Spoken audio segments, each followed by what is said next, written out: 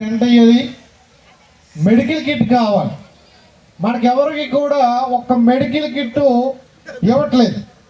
ఏదైనా తెగినా గాయమైనా అప్పటికప్పుడు medical kit అవసరం. ఎండ ఉంటే టెంట్ వేయాలి, మనకు నీళ్ళు ఇవ్వాలి.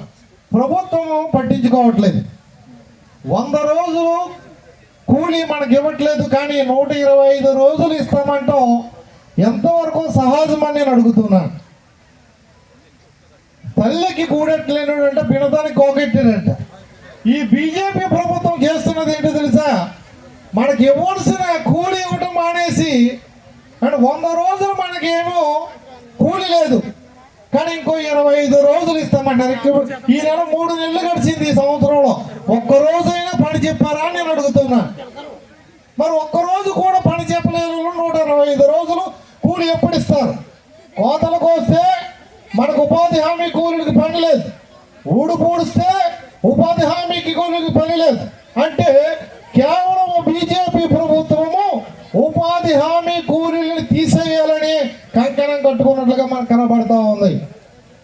దేశంలోనూ రాష్ట్రంలోనూ కాంగ్రెస్ పార్టీ అధికారంలోకి వస్తే రాహుల్ గాంధీ గారు చెప్పారు, ఉపాధి హామీ కూలీలకి 400 రూపాయలు ఇస్తామని.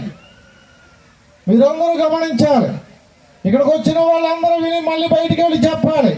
రాహుల్ గాంధీ గారిని ప్రధానమంత్రి చేయడమే మన ప్రధాన లక్ష్యం. కేంద్రంలో అధికారంలో కాంగ్రెస్ ఉంటే రాష్ట్రానికి నిధులు వస్తాయి. 10 ఏళ్ళ నుంచి చూస్తున్నాం. 2014 తర్వాత చంద్రబాబు నాయుడు గారు 5 సంవత్సరాలు పోయింది. 2 ఏళ్ళు క్యాపిటల్ లేదు, ప్రత్యేక హోదా లేదు.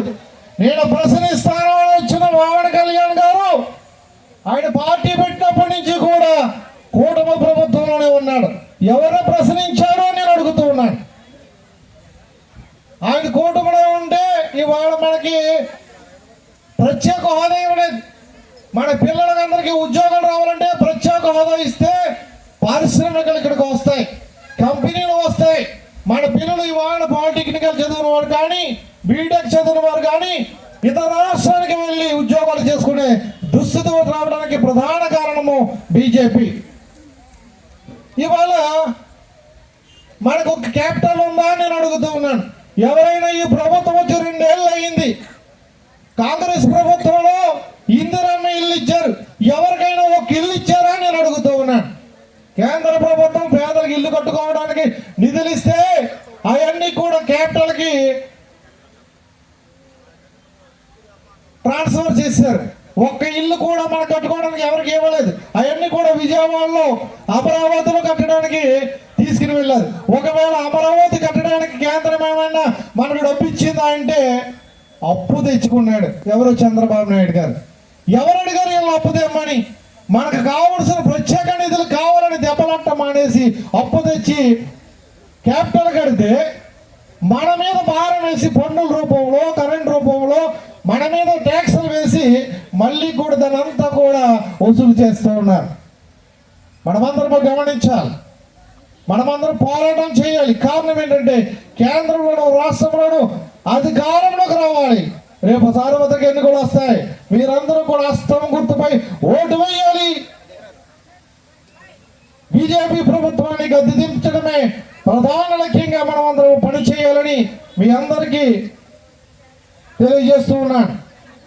ఏ ఒక్కరు కూడా వచ్చి మామూలుగా ఉంటే ప్రతి కార్యకర్త ఒక సైనికుల్లా పనిచేసినప్పుడు మన నియోజకవర్గాల్లో, మన గ్రామాల్లో మనకి ఉపాధి హామీ కూలీల పక్షాన్ని కూడా మీరందరికీ చెప్పాలి. ఇక్కడ కొంతమందికి రావచ్చు. మనమందరం వెళ్ళి ఈ ఉపాధి హామీ పరిరక్షణ యాత్రకు వస్తున్నటువంటి షర్మిలమ్మ గారికి మద్దతుగా మనని అంబేద్కర్ కోనసీమ జిల్లా అధ్యక్షులుగా ఉన్న శ్రీనివాస్ గారు మన ముందున్నారు. ఆయన అందరినీ కూడా ముందుండి పలకరించి మనకు వచ్చిన ప్రతి సమస్యను తెలుసుకొని పోరాటం చేసే మంచి వ్యక్తి. కాబట్టి మనమందరం కూడా ఆయన నాయకత్వంలో ముందుకు వెళ్ళాలి. షర్మిలమ్మ గారిని ముఖ్యమంత్రి చేయటము, రాహుల్ గాంధీ గారిని ప్రధానమంత్రి చేయడమే మన ప్రధాన లక్ష్యంగా ముందుకు వెళ్దాం. జై కాంగ్రెస్, జై రాహుల్, జై శర్మిలమ్మ, జై Congress. Thank you Prasanna. Kothapeta incharge